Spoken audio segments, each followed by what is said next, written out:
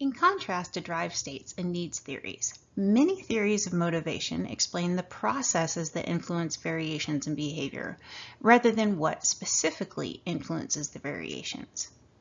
Most of these theories are more consistent with the person as judge metaphor because they're based on the idea that behavior is influenced by an individual's judgments about what influences events, including the results of behaviors. Reinforcement theory is an exception, though, as it suggests involuntary processes that fit with the person as machine metaphor.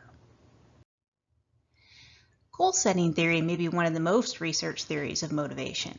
The primary idea is that an individual's goals influence variations in their behavior. Researchers identified a number of characteristics of those goals, though, that make them more and less effective at influencing behavior. The book explains those characteristics, so I won't go into detail.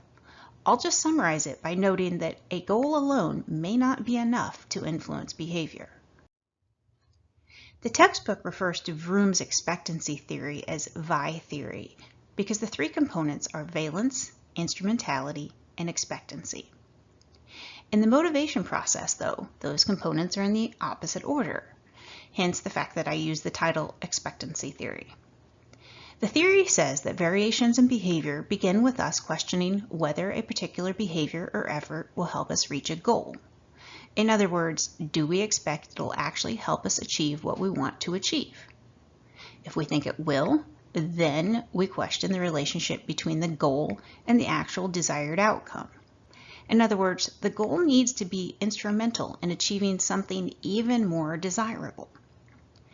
Valence is how desirable the outcome really is. The more desirable, the greater the influence on behavior. For example, if we were using expectancy theory to consider variations in doing classwork, expectancy would ask, will doing this work really help me get a good grade in this class?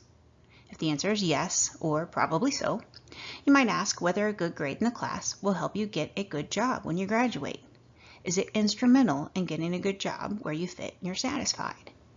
If the answer is yes, you would ask yourself, how much do I want a good job? That'd be the valence. Expectancy theory is complementary to goal theory, not competitive, and provides a more long-term perspective.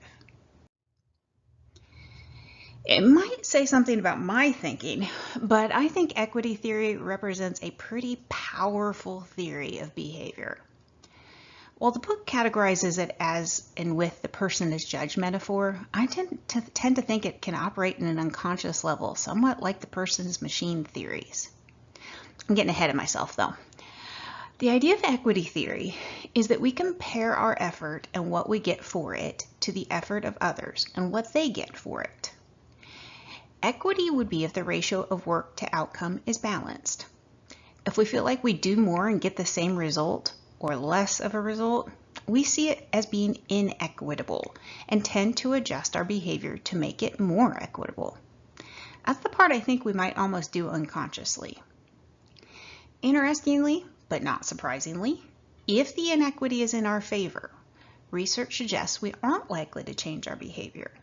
In other words, if we realize we're doing less than someone else and receiving the same result or the same reward, we don't tend to do more, so it's equitable. You might remember reinforcement theory from general psychology. It might have been included in a section about behaviorism or learning and referred to as operant conditioning. It says behavior varies depending on whether and how it's reinforced. The textbook categorizes reinforcement as a mechanistic theory, but in the context of work, it seems to be quite a bit more complex than other mechanistic theories. I mentioned the over-justification effect when I explained the idea of intrinsic and extrinsic motivation in the theory overview recording. That's one example of the complex nature of reinforcement. The activity for this module will help you think more about the complex relationship between reinforcement and behavior. Self-efficacy is a little different from some of the other theories of motivation. It seems to be a little more personal, at least to me. The basic idea is that behavior varies depending on whether we believe we're capable of accomplishing something. The explanations for how self-efficacy can be increased suggest this theory of motivation is another one that's complementary to other theories rather than an alternative to those theories. For example, the idea of mastery experiences fits with reinforcement, and self-efficacy might relate to expectancy. The theories that explain the processes for variations in behavior are each supported by research.